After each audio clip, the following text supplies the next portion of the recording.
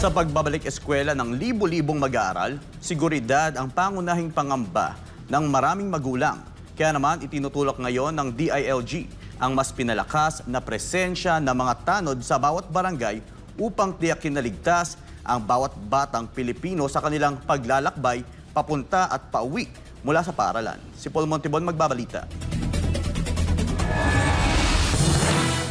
Hindi lang trapiko at ulan ang kailangang harapin ng mga mag-aaral sa pagbabalik eskwela, kundi maging ang banta ng krimen, karahasan at disgrasya sa kalsada.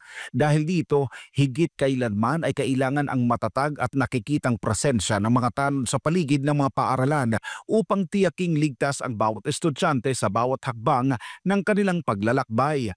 Ayon sa Department of Interior and Local Government o DILG, layon ng programa na suportahan ang mas maayos at ligtas na mga paaralan laban sa mga masasamang loob at kriminalidad. Pangunahing trabaho ng mga tanod ang pagmamanman ng trapiko, pagbabantay sa mga pasukan ng paaralan at pagbibigay ng seguridad. Samantala dahil sa bigat ng gampaning ito, pinayuhan ng DILG ang lahat ng barangay at LGU sa bansa na sanayin ang mga tanod upang maging alerto lalo't buhay ng mga bata ang nakasalalay.